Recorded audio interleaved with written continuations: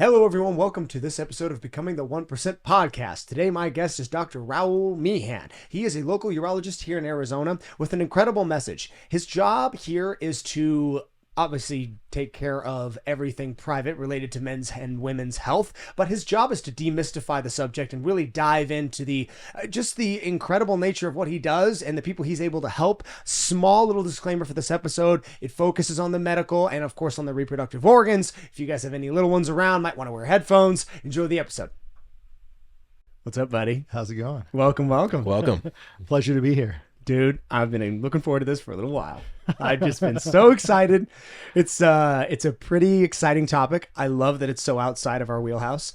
No one here knows really anything about what it is you do, your field, your specialty. So let's have you start with that. Introduce yourself. Tell us what you're all about. Yeah, I'm Dr. Mehan, Rahul Mehan. I'm a board certified urologist here in the East Valley. I have an office in Mesa and another office in Queen Creek. And I've been practicing urology in Arizona for a decade. Oh, cool. Wow. Yeah. So what is urology? Like, that's what people don't know. So yeah, expand on that one. Yeah, I'm a community urologist. So I take care of both men and women. Mm-hmm. My focus really though is on men's health, health and wellness, erectile function. I do a lot of really badass surgeries. I do robotic surgery. I take out cancer. I treat prostate cancer, kidney cancer. I take care of kidney stones. Urologists really deal with anything in the organs that make urine, from the kidneys down. So the kidneys, the bladder, the prostate. We take care of the penis. We take care of the scrotum, the testicles, and it's pretty cool. It's pretty diverse, but yeah, it is. It's a lot of fun. It's a lot more than just like vasectomies. Because your hashtag, for those who don't know, and we'll go into this at the end, your hashtag or your name on Instagram is the Vast Man, which we're going to get into the marketing aspect a little bit later, but it's a lot more than just the vasectomy doctor. If you're a urologist like yourself, you're doing, like you said, all the way to the prostate, the cancer, all that stuff, way more than just, snip.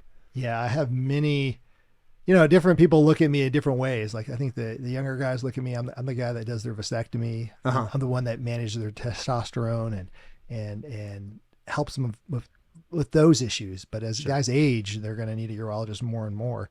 Especially for men and their prostates as we get older. Is that inevitable? Everyone? Everybody, the prostate's going to enlarge and cause issues as they get older. I mean, God gave the prostate to men for two reasons. One, to give them hell as they get older, and two, to keep me busy. I mean, it's nonstop. That's great. What is the anatomical function of the prostate? I'm actually curious about that. Like, what is its actual reason for existing? Yeah, it's a sex organ. It makes the fluid that transports sperm. So when we ejaculate, most of the fluid comes from the prostate. Really? Very interesting. Vital organ. So it does not come. This actually, I was surprised. It does not. So in what does it in any way correlate to the testes where it does come from? That's the misconception. So it's a misconception. They think when they ejaculate, the fluid's coming from their testicles. It's sperm. It's not. It's semen. Wow. And semen has some sperm in it, but only 1 or 2% of your ejaculation is really sperm. The rest of it's fluid to kind of carry that. So semen is actually, or sperm is actually in two places, like made in the testes and in the prostate? Nope. Or sperm, which is needed for reproduction, is from the testicle. Okay. But the fluid that brings that out when we ejaculate, most of that fluid is from the prostate. Whoa. Interesting. I didn't know that. Yeah. It's so incredible to me that just looking at human beings, there's an endless amount of information that you don't know. And as knowledgeable as you are, I'm sure you still learn things each and every time you operate, or each time how long have you been doing this? You said 10 years? I trained for 6 years. Okay. And then 10 years in my own private practice. So 16 years I've done urology now. Wow. Pretty cool. What drove you to that specialty? Great question. I really didn't know what I wanted to be. I kind of wanted to be a family doctor. Mm-hmm. Growing up, as a kid, I always looked at my family doctor as the guy that, is taking care of me and my mom, my dad, my siblings. And I liked that. Yeah. And that's what I prepared to do. But when I got into medical school, I found surgery, and then I found robotic surgeries, like playing video games. And it was just so awesome to okay. You run away and you do, play video games all day for a living. I mean, that's explain robotic surgery. What is the difference between robotic surgery on my dick and normal surgery on my dick? I don't use the robot for dick surgery, and we'll talk about dick surgery if you want. But oh yeah, robotics, it came around, I don't know, like maybe like the early 2000s. Okay. And what we did before and what we still do now is laparoscopic surgery, where you make very small incisions and you insert like chopsticks and you use that to cut out organs and to repair things inside the body. Yeah. But it's like operating with chopsticks. You don't have a lot of control. If you try to pick up something of chopsticks, unless you're really skilled at it, you're going to have a hard time. Sure. Yeah. So robotics allows you to put these small arms into somebody, and then you can control them. You sit on a console next to the patient. Is it actually like a controller? Like you use the analogy of a video game. It Can is. you use a controller like a video game? They're like power gloves. Oh, like from like old school Nintendo. You put your hands into these devices and they control the hands on the robot. And you look in and you see a 3D view, and the robot has a camera with 2 lenses. So it gets a 3D view as well. So you see depth and perception. You can zoom in and you can get your hands into very small crevices that you normally couldn't. Without literally putting your hands anywhere. Yeah. It's all robotic. In the anatomy that I deal with, it's in the pelvis, and it's really narrow, confined, small area. So you can get in there very, very and very important that you get in there efficiently without nickings and without making a big incision either. So it's an easy recovery. Right. Yeah. So I do a lot of really fun, cool surgeries. I get to cut out cancer. How badass is that, man? That's my job. I cure people from their cancer. So yeah, this reminds me of. Do you remember Prometheus? Did anybody see that Prometheus, the alien movie where the chick has to go into the robot and it does surgery on her to remove the alien? Mm-hmm. It doesn't matter. I remember when I saw it, I was like, wow, that's amazing. We're getting to that point. It's incredible if we're ever going to get there. We're getting there. Yeah, robots are going to take over. I mean, it's like, it's inevitable. It's going to happen. The efficiency and the lack of and then the question variable for error. Is autopilot going to happen? When is that going to come out? Where the robot starts the case, does the case. Like a complete AI solution? I think we're going to see that in our lives. Oh, yeah. Do you think it's a good thing? Absolutely. I think, it's a renaissance of new technology, and it's been amazing to be part of. I've seen that from what I did when I trained, 16 years ago to what I do now is completely transformed. Really? I mean, it's night and day. The surgeries, I just did a surgery, literally came from that it's never been done in Arizona. Another way to treat cancer using voltage, changing the voltage of cells to destroy them, to lyse cancer. And I mean, just crazy things that are coming out left and right. It's awesome. Yeah, it is awesome. So what would you say is the most exciting new technology that you've seen? First off, how old is this new robotic style of surgery? Is it something that you've seen since you got your own practice? I mean, how long have people been doing that? No, we got into my training, and it was kind of fun to watch. Like my mentors that trained me, I trained in Indiana, and they're just incredible doctors and some of the best urologists ever. And those are the guys that trained me, and I was just so mesmerized by how amazing and good they were. And then they got the robot, and then it kind of changed their game because they're used to doing big open surgeries, and they had to shift their skill set to go to this robotic mindset. And it was kind of cool. I got to watch them learn how to do it, and then when I came out, I learned how to do it, and it's evolved. It's gotten a lot better. The technology's improved significantly from when I started. We're on the 3rd and 4th generation of the robots, and they get smaller and they get more efficient and better. But yeah, no, it's been great. There were studies in medical school when I was there that talked about if you play Nintendo 30 minutes a day, you were better at this surgery. You were quicker. Really? Mistakes. Yeah. And I was like, dude, I grew up with video games. Like that's so cool. This is my calling. I mean, and it really is. I mean, it's a lot of eye-to-hand coordination. It's a lot of, There's certainly an aspect to video games that is, I think, underlooked, and that is your reaction time, your ability to actually adapt to certain circumstances, and your hands are involved in the whole thing. It may not be a big physical activity, but it certainly has its merit, and now, more than ever, I mean, that literally could be a selling point for some young gamer. It's like, hey, you're 15, you love video games, maybe one day you become a surgeon. Yeah. Why not? There's like a generational gap, for maybe the older doctors or whatever, where it's a little more difficult because they didn't grow up with the same technology that we did. So these up and coming generations might have some type of advantage with that. I'm sure. 100%. Yeah. You kind of span the generational gap a bit with both, obviously, your technique and surgery, but also what you're doing with your marketing, with your branding yourself. Can you talk about that a little bit? I mean, what has brought on? I mean, you've got a hysterical, like what we do. You do a lot of puns. You get, this is your mascot. What's his name? This is One-Eyed Pete. He usually wears an eye patch, but I didn't bring it today. That's outstanding. So, soft little One-Eyed Pete. Where did you get that thing again? Oh, somebody gave it to me. I had a really close rep that I work with. Yeah, a very close friend. A very close friend gave that to you. That's a great little side piece. It just goes with your content. It's non-stop. Like my content's endless. Like, I got I've seen it to tell dick jokes. Let me see. Let me see his page. Jake, go to his page. Yes. His social media has followed such a very funny brand awareness, and I love that you. Yes. I love that you embrace the hilarity of it all. I love that you realize you're a self-aware guy. You know what field you're in, and you're making it fun.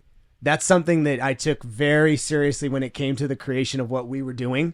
I wanted to make sure that, first and foremost, training isn't fun to everyone. I wanted it to be a place where that may be able to change.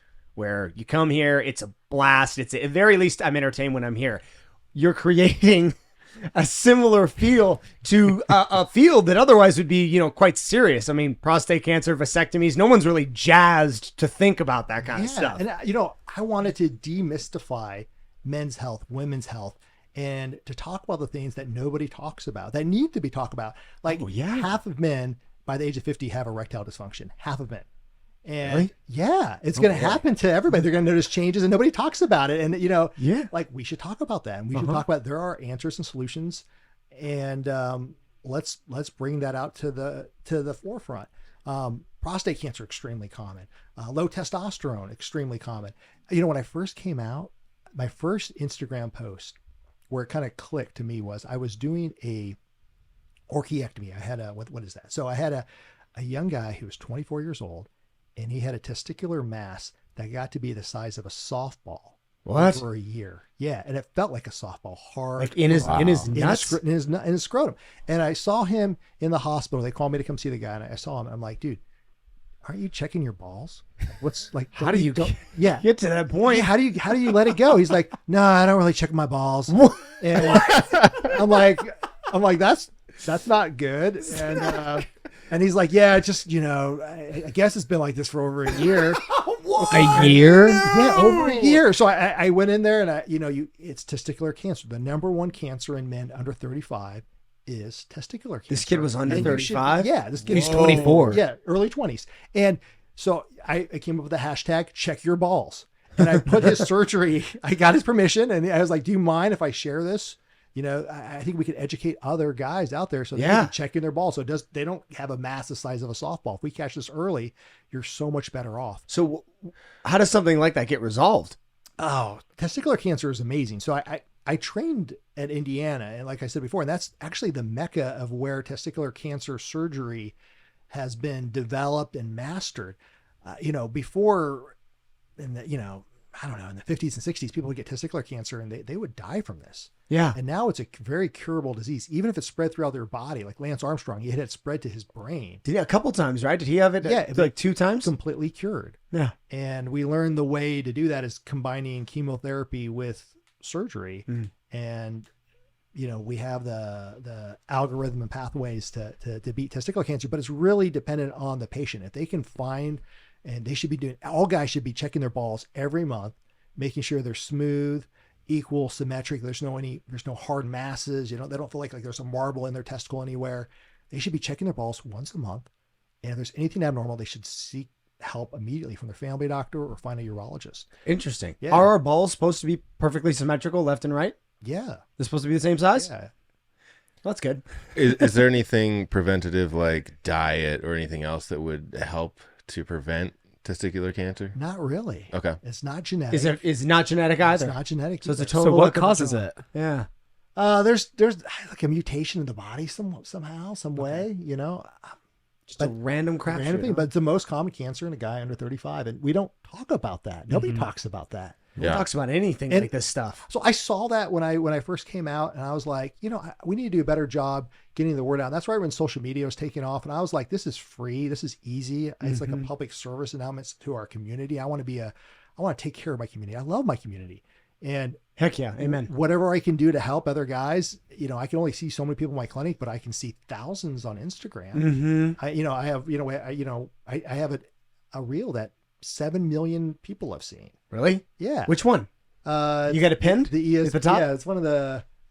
Is it the top? Go down. It's the Jeff Goldblum? Not the Jeff Goldblum. It's the one from my office where there's some orange juice and I drink it. Oh, that's not it. Hey Jake, if you click the middle button, the play, go to the top, my reels. There you go. Yeah, and then go down a little bit and see that one 6.8 million, and that one's just stupid. That's just me in my office. There's some orange juice there, by a dick. Yeah. And oh my god. I can't imagine why that went viral. That's the the weirdest center, thing. Like the ESPN center. Oh, I got it. I like it. Little commercial. I like it. And, I get it. But it just disarms people. They don't understand. Does it? I'm dealing with dicks and balls Yeah. and urine all day long, and like for me that's nothing. But it kind of really. ESPP. Well, it's such a.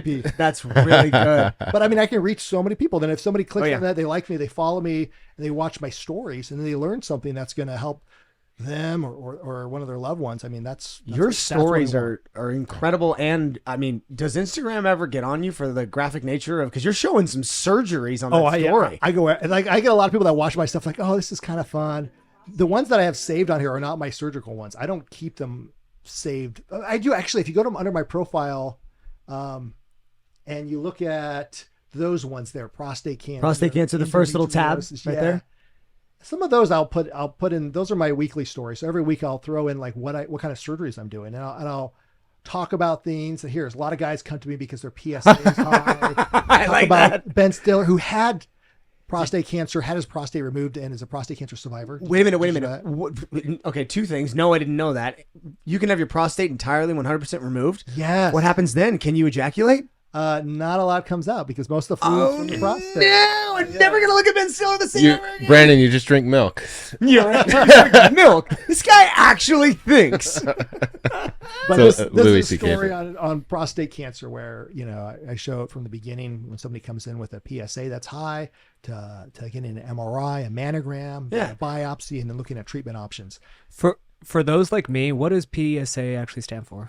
Or a public service announcement? Is that No. Okay. Yeah, I'm throwing out great question. So PSA is a blood test. It's called prostate specific antigen. Okay. And we use that to screen men for prostate cancer.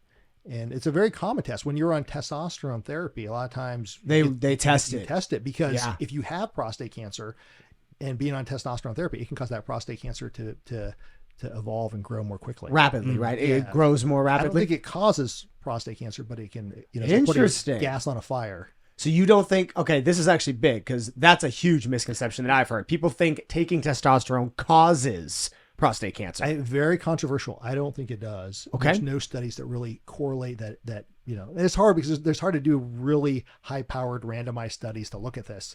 Yeah. But I think it's very safe. If you have a family history of prostate cancer, you're 2.5 times more likely to get it. And then if you start testosterone therapy, those patients that may want to watch a little more closely. Sure. But I'm totally pro T. Like even if you have prostate cancer and you get treated, why not I put them right back on testosterone because I think that's a lifeline. We can talk about that later if you like. But now I'd like to talk. It's a perfect transition. I'd like to talk about it. This is probably the biggest issue that we get questions on: steroid use and testosterone use. Like that's the two most common things that everyone out there asks us. So one thing you mentioned something earlier, which is that 50% of men experience some form of ED in their life. My first question is that ED stemming from a hormonal imbalance or an anatomical deficiency? Oh, it's a great question. It's different for everybody. There's many different causes of erectile dysfunction. And if I could teach you, one thing today Do it. is, everybody's different and there's not a one size fit all. If you go online and type in erectile dysfunction, you're going to get people trying to sell you stuff all over the place. If you watch TV, you're going to see Camelback medicine, this group out of Scottsdale that sells penile sound wave.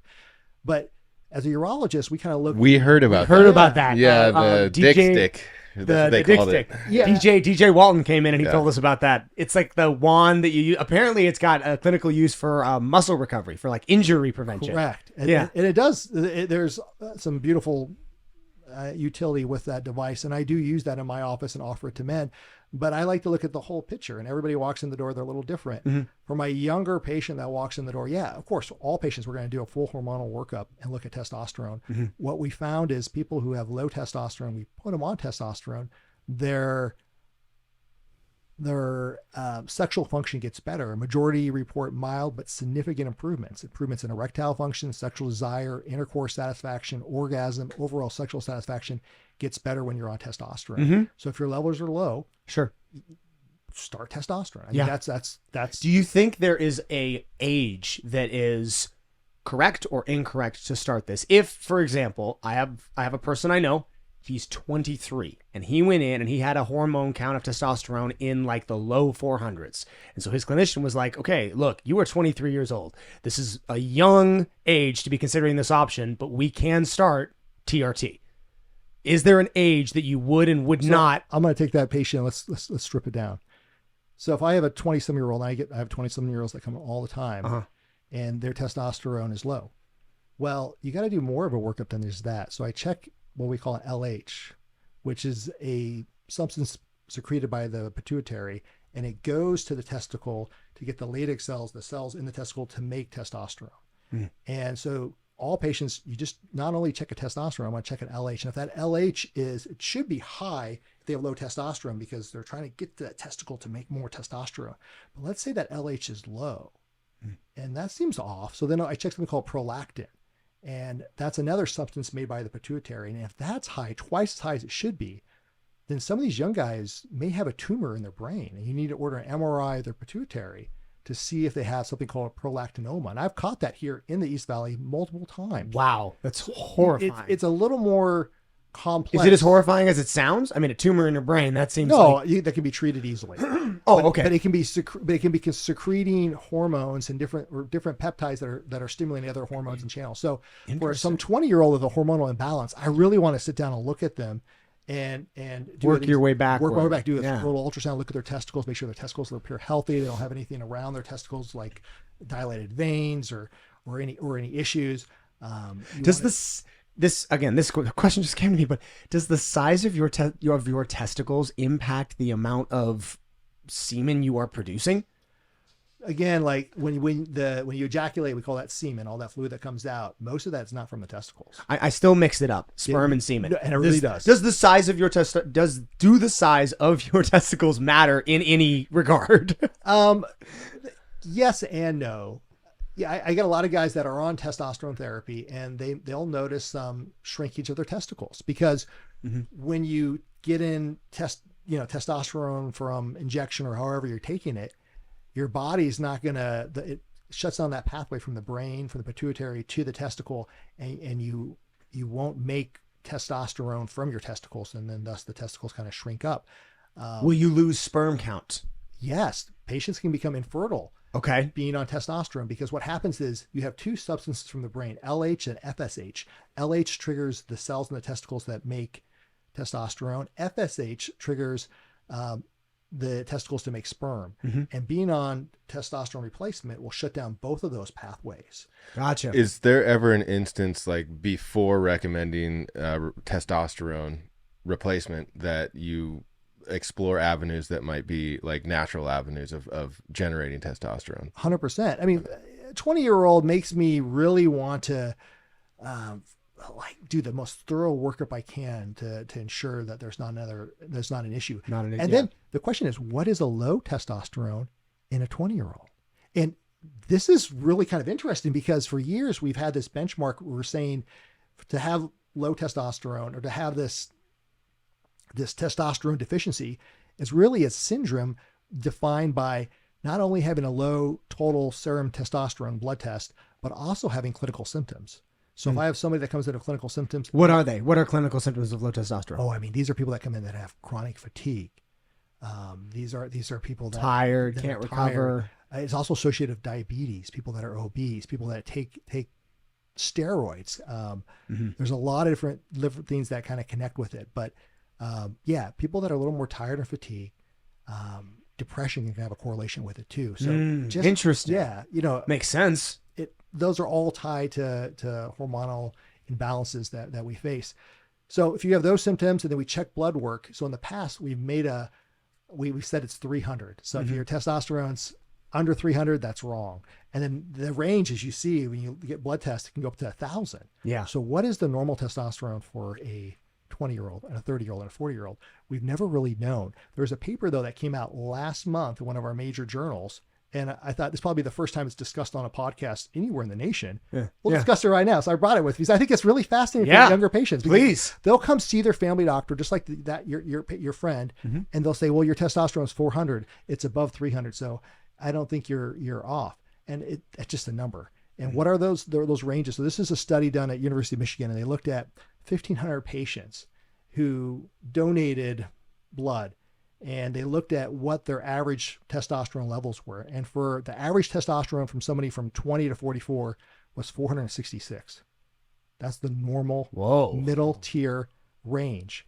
Say the number again, 400 and what? 466. If you divide them in Seems really low. It seems really low. tertiles, like lowest to mid to high, the lowest part is under 409. Okay. So if somebody comes to my office and their testosterone is 400, that's still low. They're still in the low part of what we could see, out there in the community. So I find that interesting. Like, it's not 300. What's high? What's considered high? I mean, it goes, as you can see, up to 1,000. But if you look at it, it's like a bell curve. So most of them kind of range in that 400 to 600, in that 400. Interesting. Range. Yeah. Do we know how this stacks up historically, like with Past generations? Is that what you're saying? Yeah, no, it'd be interesting. very interesting because, do you think that our environment has an impact on our testosterone? 100%. What we eat, what we drink, the air we breathe? So I'll give you 8 suggestions on how to naturally boost your testosterone. Oh, here we go. And okay, number 1, exercise and lift weights. There you go. Holla. And Let's go. Number 1. I like number 1. Crap. Yeah. Number 2, nutrition. You got to eat protein, fats, carbs. I mean, you're going to have a healthy nutrition and take care of your body.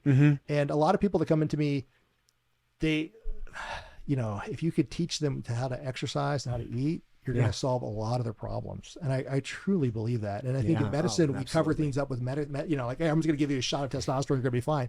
No, that they need to have fundamental lifestyle changes. Yep.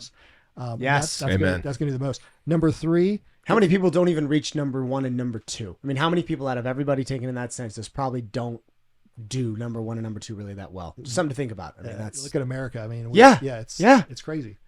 Number 3, get some sun. Take some vitamin D supplements. Be outside.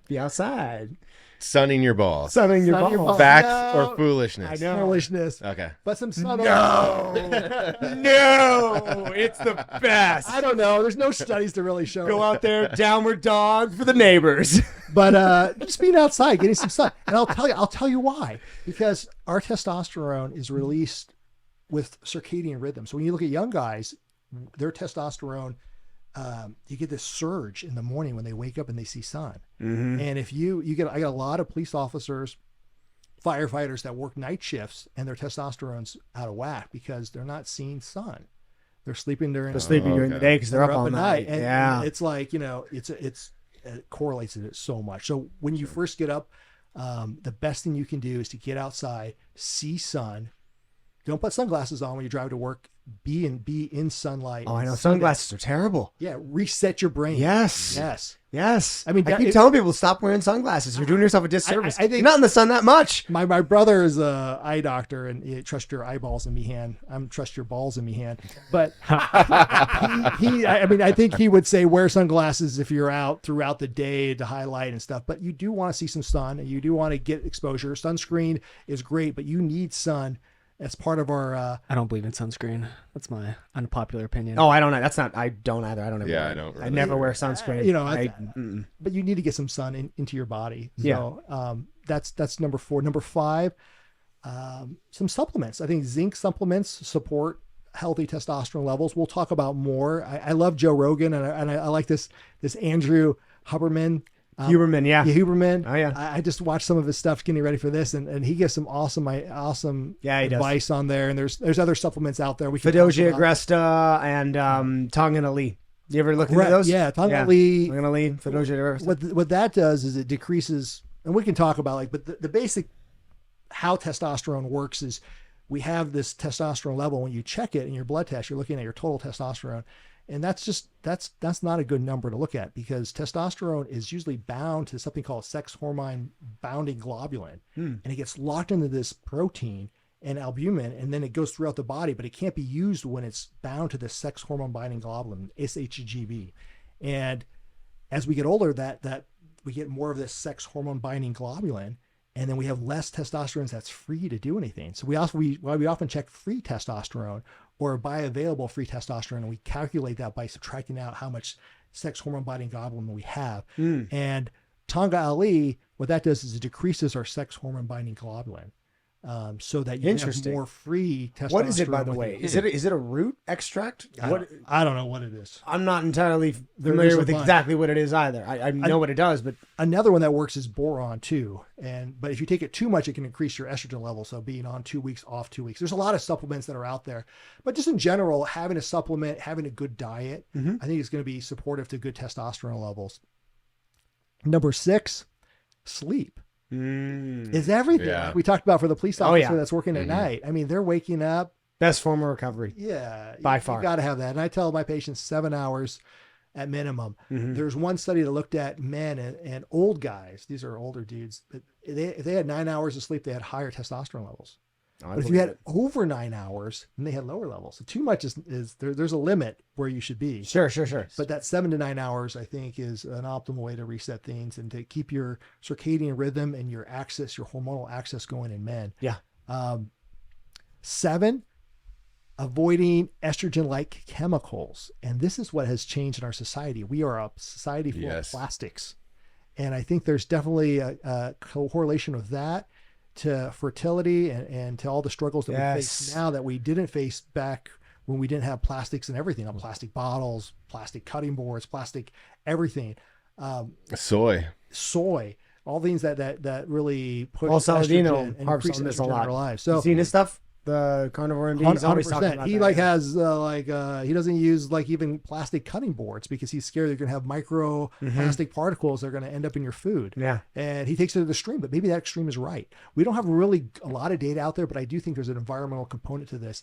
And I personally believe it's around some of these plastics that we see. I believe it. That's everywhere. Well, think about the Tide Pods and even the things that you put in your dishwasher that dissolve the plastic and then wash your dishes. It's like we got plastics in everything if you look at it. Oh, yeah. Plastic water bottles. Yeah. I mean, everything we drink.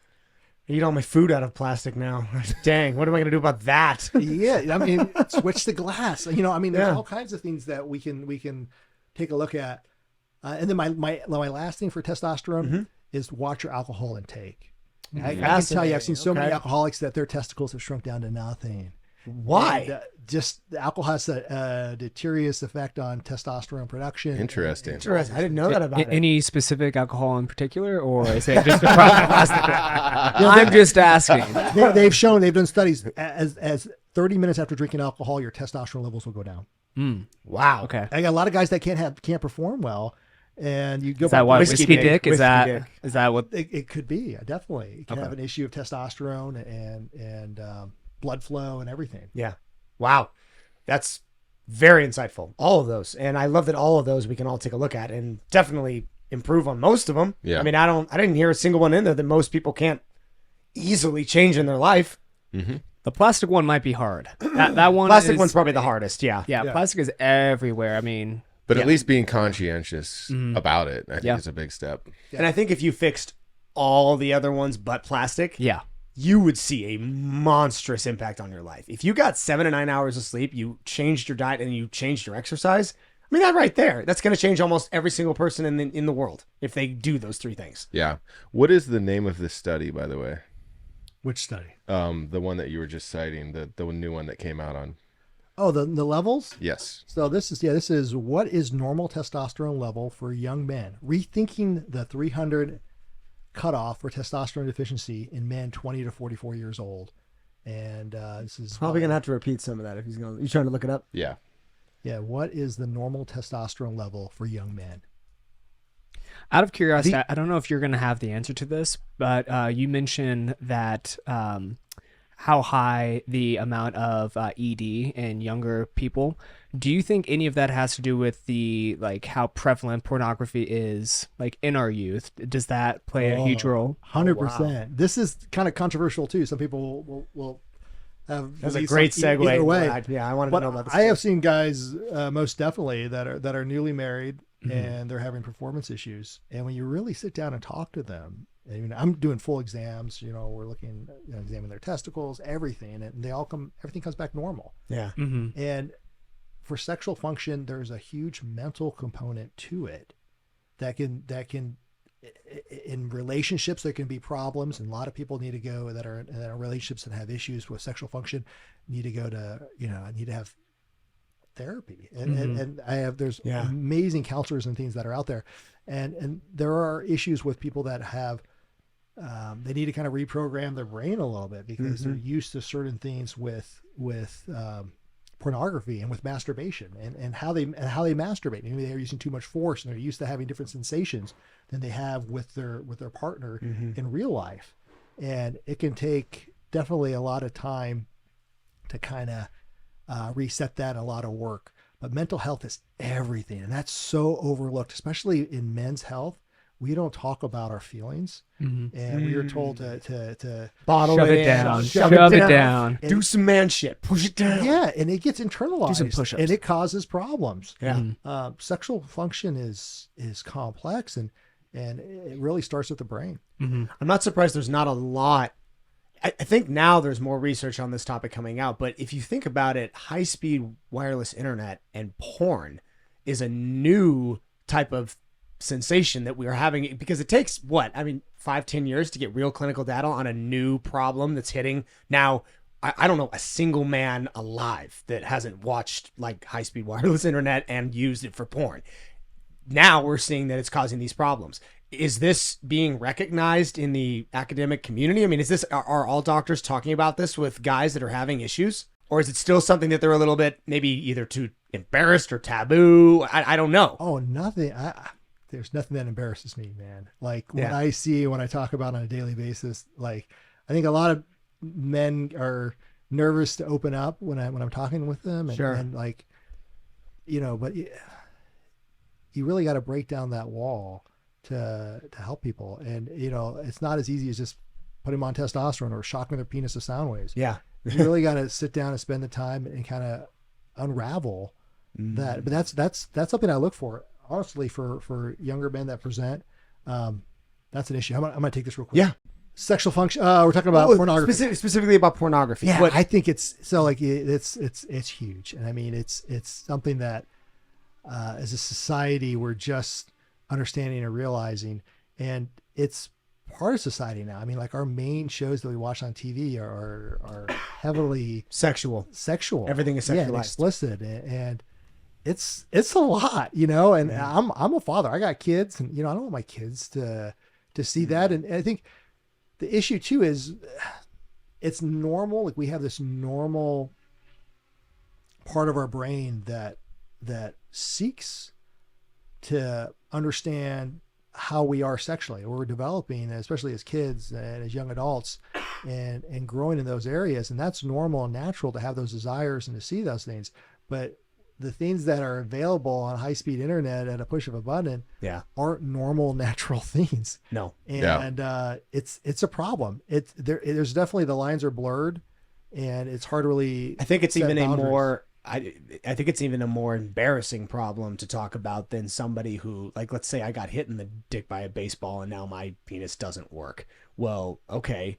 It's a lot more embarrassing for me to come in and say to you, hey, I can't perform in bed. I didn't get hit in the dick with a ball. What's going on with me? Oh, do you watch porn? Yeah. Okay, well, that might be your problem. And then when you know that that's your problem, oftentimes it's really tough, because some of us have been watching it since we're 15, 16 years old. And listen, there are so many licensed professionals to help people through that process, to take them to just people who are addicted to drugs and their brain lights up when they have cocaine. The same thing happens with pornography. Our brains light up in certain different ways. And you kind of need to have those same, that same kind of help to overcome a drug addiction, to overcome a pornography addiction.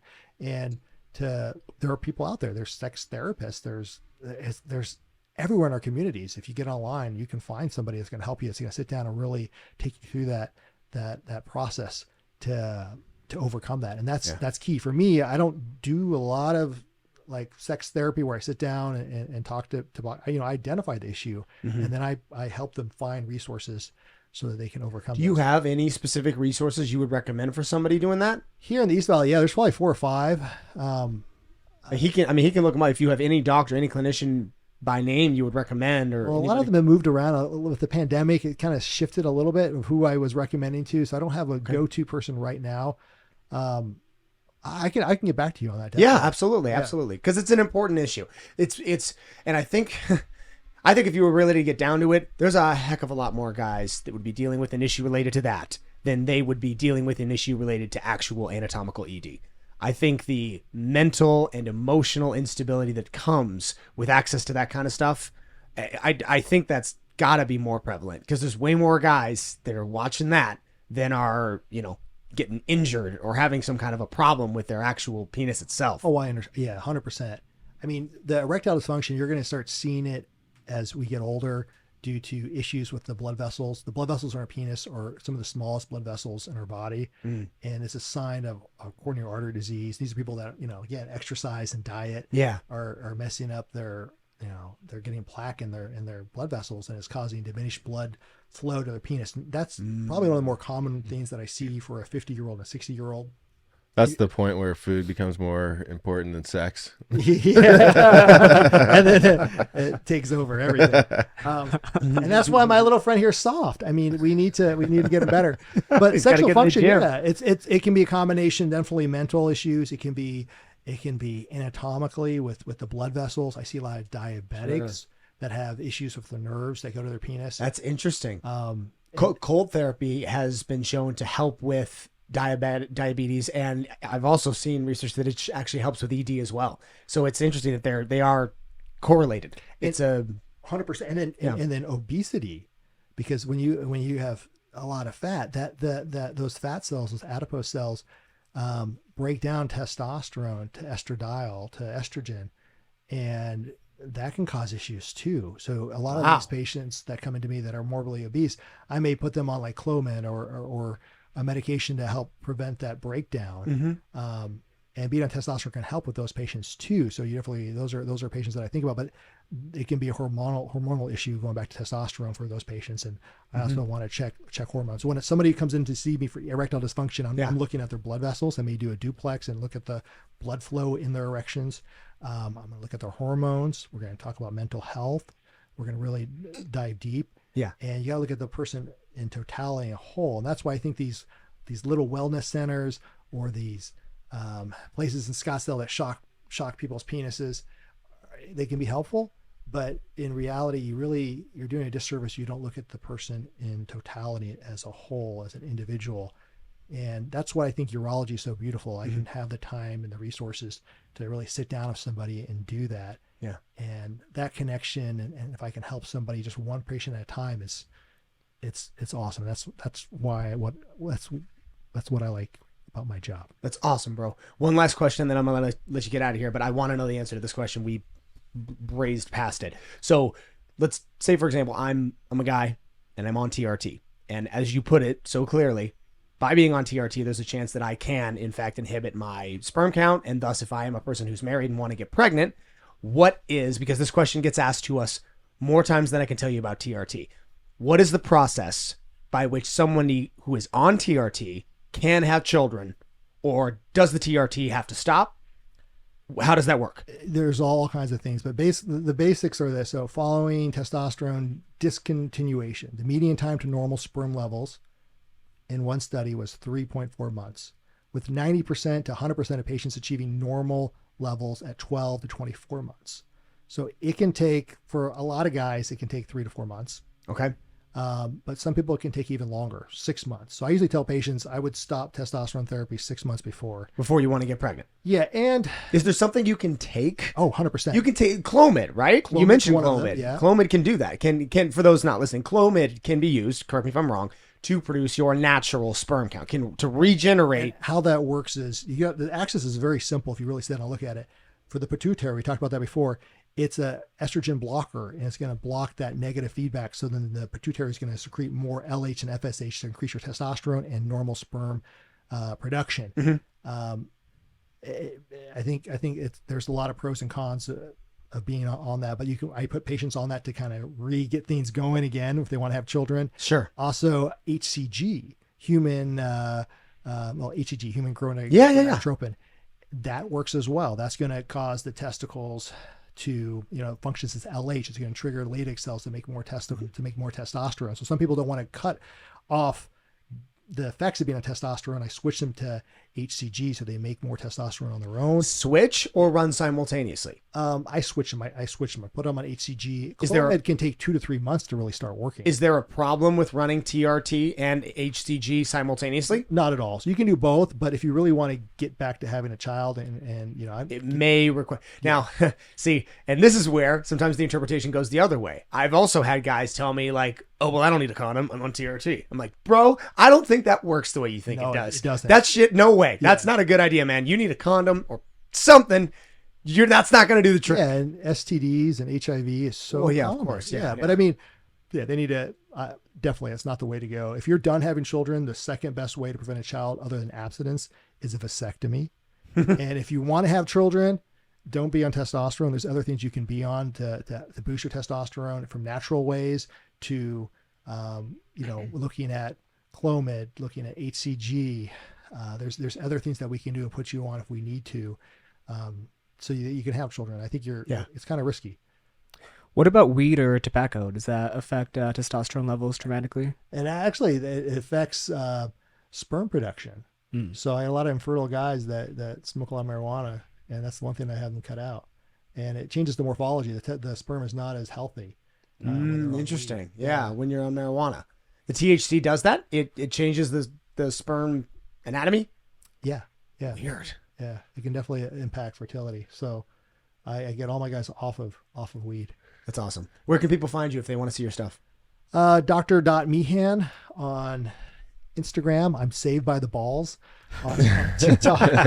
And then I have a YouTube channel. I'm Dr. Mehan there. And then find me on my business. I'm East Valley Urology Center. I started the business and love to see you in person. I'm in Mesa during the week, Monday to Thursday, and then Friday I'm in Queen Creek. Heck yeah. I'm in Snip City. I have that franchised. That's what we do. If you want to get a vasectomy, this is the place to get a vasectomy. Oh yeah, I've referred people to him. He's the man. And you've got to see this guy's page. My hashtag. It's awesome. Trust your balls in Mehan. I take that serious. Man, you're just an endless well of these puns. I'm gonna have to come back on the show. I know we have to do a part 2, man. Come again? I'm serious. Come again. Yeah, exactly. Please come again. All right, we'll cut it there. Cool. Because I know you got to run.